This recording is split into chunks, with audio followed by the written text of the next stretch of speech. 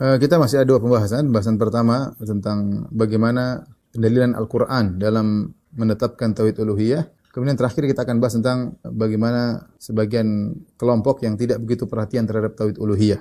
Ketidakperhatian mereka terhadap tauhid uluhiyah menjadikan sebagian pengikutnya mudah terjerumus dalam syirik dalam tauhid al-uluhiyah. Ya.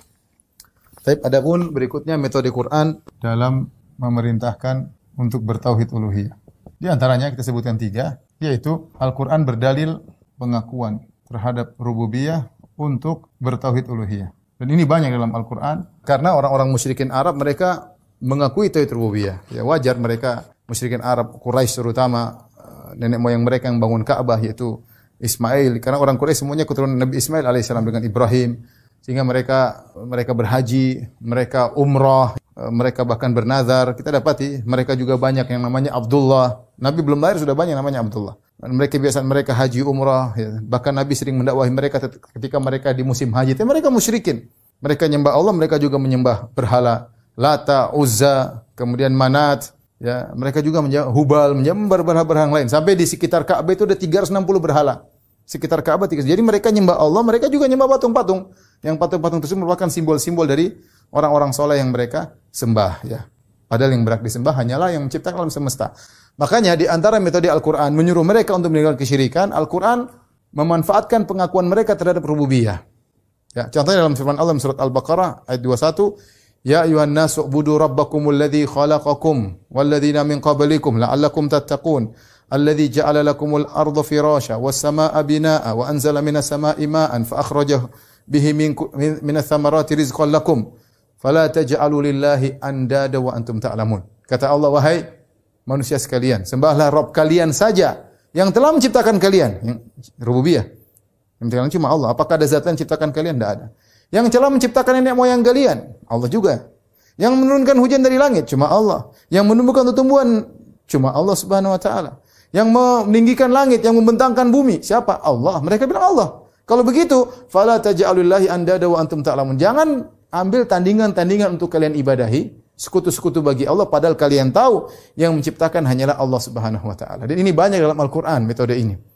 Qul may yarzuqukum minas sama'. Siapa yang menurunkan rizki dari langit? Siapa yang menguasai penglihatan? Amma yamliku sam'a wal absar. Siapa yang menguasai penglihatan dan pendengaran kalian? Kata mereka Allah. Kalau gitu kenapa kalian menyembah selain Allah? Kalau kalian tahu rububiyah, kalian akui hanya Allah, kenapa kalian menyembah selain Allah? Sehingga Allah sering berdalil tentang pengakuan terhadap mereka terhadap rububiyah agar mereka bertauhid dalam tauhid uluhiyah. Ya. Makanya di antara dosa paling besar syirik, kenapa? Kata Nabi sallallahu alaihi wasallam ketika ditanya, "Ayu dzambi a'zam?" Ya Rasulullah, dosa apa yang paling besar? Kata Nabi, "Anta ja'ala lillahi niddan wa huwa khalaqak." Engkau mengambil tandingan bagi Allah, itu kau beribadah kepada Allah sekaligus beribadah kepada selain Allah, wa huwa khalaqak, padahal yang menciptakan kamu cuma Allah. Seandainya yang menciptakan kamu dua, Allah dan yang lain, misalnya Allah dan iblis diciptakan kamu, ya silakan kau sembah Allah, silakan sembah iblis, karena kau diciptakan oleh dua zat. Tetapi ketika yang menciptakan kamu hanya Allah, kenapa kau sembah yang selain Allah? Kenapa kau beribadah kepada mayat-mayat, kepada ruh-ruh? Kenapa kau minta kepada orang-orang soleh? Tidak boleh. Kau hanya beribadah kepada Allah karena yang menciptakanmu, beri rezeki kepadamu hanyalah Allah. Maka kau harus bertawakal hanya kepada Allah Subhanahu wa taala. Ini dalam Al-Qur'an banyak metode-metode ini, di antaranya dalam surat Al-Baqarah ayat 21. Kemudian di antara metode Al-Qur'an yaitu menjelaskan keburukan atau ketidakmampuan sesembahan-sembahan selain Allah. Ini juga banyak dalam Al-Qur'an, ya. Tabarakalladzi nazzala al-furqana ala abdihi liyakuna lil alamin nadhira alladzi lahu mulku samawati wal ardi wa lam yattakhidh waladan wa lam yakul lahu syarikun fil mulk wa khalaqa kulla syai'in faqaddarahu taqdira wattakhadhu min dunillahi alihatan la yakhluquna syai'an. Mereka menjadikan tuhan-tuhan selain Allah yang tidak menciptakan apa, tidak memberi mudarat, tidak memberi manfaat, ya, disembah-sembahan selain Allah. Tidak berhak untuk disembah. Sementara Allah menciptakan alam semesta. Jadi Allah menjelaskan tentang sesembahan-sembahan yang tidak memiliki kemampuan. Seperti Nabi Ibrahim berkata kepada ayahnya, "Ya abati lima ta'budu ma la yasma'u wa la yubsiru wa la yughni anka syai'a." Wahai ayahanda, kenapa kau menyembah berhala yang tidak bisa mendengar, tidak bisa melihat, tidak bisa bicara sama kamu, tidak bisa nolong kamu sama sekali? Ngapain disembah? Ngapain disembah? Ini contoh. Seperti juga firman Allah Subhanahu wa taala, "Qul lid'u alladzina za'amtum min dunihi." Fala yamlikuna kashfadh dhurri ankum wala tahwila. Katakanlah yang kalian sembah selain Allah tidak bisa mengangkat kemudaratan dari kalian, tidak bisa merubah kondisi kalian. Qul ud'u alladziina za'amtum min dunillahi la yamlikuna mithqala dzarratin fil ardi wala fis sama'. Wa ma lahum fihima min syirkin wa ma lahum minhum min dhahir. Wa la tanfa'u syafa'atu 'indahu illa man adzina lah. Kata Allah, katakanlah, ya, serulah sembahan-sembahan yang kalian sembah selain Allah. Apakah mereka memiliki suatu di alam semesta ini? Apakah mereka pernah menciptakan lalat? Apakah mereka pernah menciptakan bibijian? Apakah mereka pernah menciptakan tumbuhan? Tidak ada yang kalian sembah itu, tidak ada yang pernah menciptakan. Kalian sembah siapa saja. Mau Nabi Isa, mau Nabi Muhammad SAW, mau malaikat, ya. Tidak ada yang pernah menciptakan satu biji pun di alam semesta ini. Yang ciptakan Allah Subhanahu wa taala.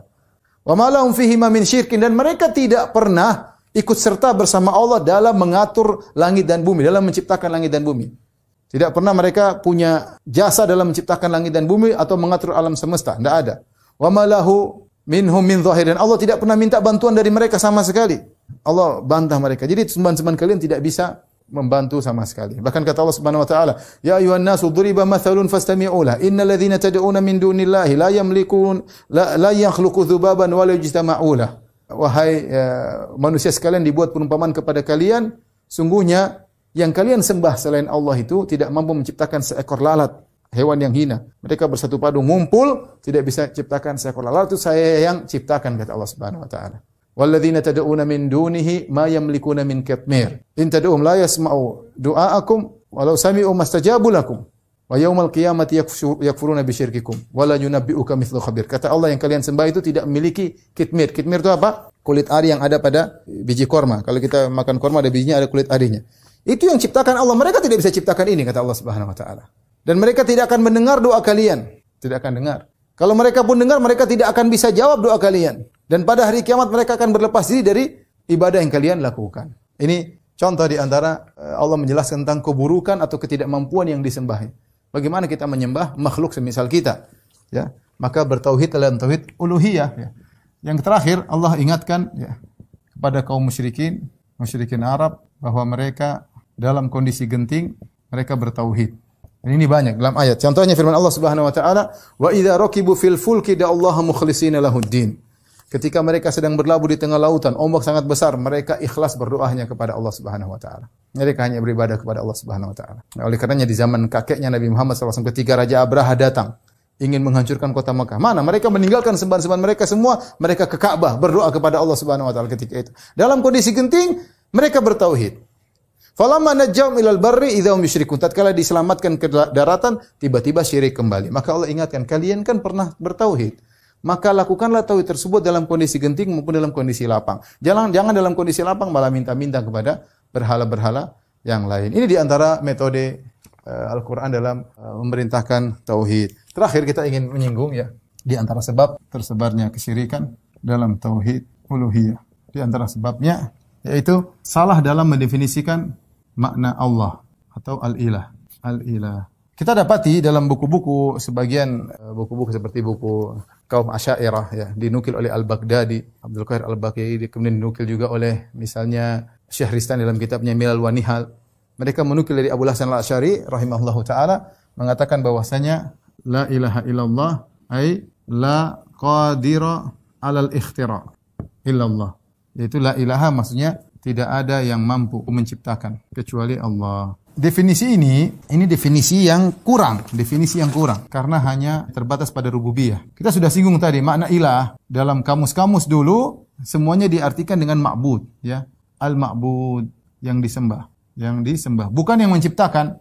Al-ilah itu maksudnya yang disembah, ya. Tidak ada yang disembah kecuali Allah, yang disembah. Gara-gara ketika definisi yang kurang pas ini sehingga timbul lagi kesalahan, ya. Sebagian ulama zaman sekarang menyatakan, dan ini saya sangat menyedihkan, yang menyatakan selama masih meyakini yang mencipta hanya Allah, maka tidak syirik. Dan ini mereka ucapkan, saya punya nukilan-nukilannya. Dan kelazimannya apa? Kata mereka, tidak apa-apa Anda minta kepada penghuni kubur, istighosah kepada mayit. Bahkan mereka menulis buku tentang bolehnya beristighosah kepada orang-orang soleh dalam kondisi terdesak. Wahai Abdul Qadir Jailani, wahai Fulan, wahai Sayyid Badawi, minta. Tidak apa-apa.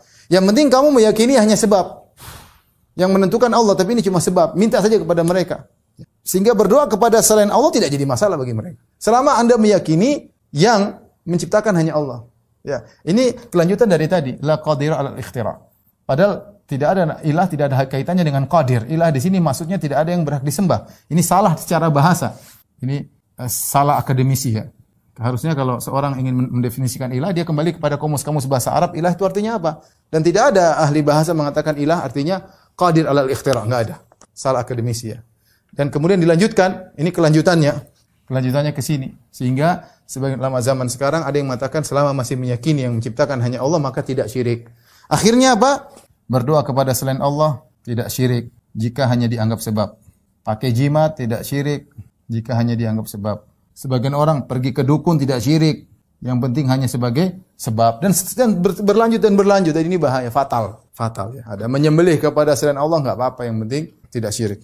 Oleh karenanya banyak orang bertawakal kepada selain Allah Subhanahu wa taala ya. Padahal larangan-larangan sudah ada.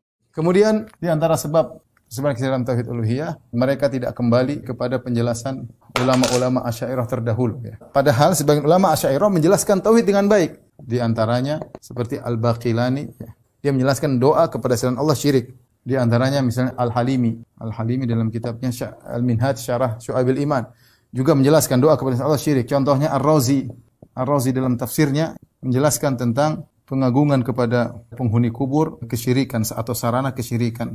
Seandainya mereka kembali kepada pembahasan para ulama terdahulu yang berkaitan dengan tauhid uluhiyah, tentu mereka akan mendapatkan jawabannya. Tapi kenyataannya sekarang, saya dulu aja cerita tentang saya ketika saya masih SMP atau SMA, saya tidak ngerti apa itu syirik. Saya tidak ngerti. Menurut saya namanya syirik itu kalau pindah agama itu baru syirik.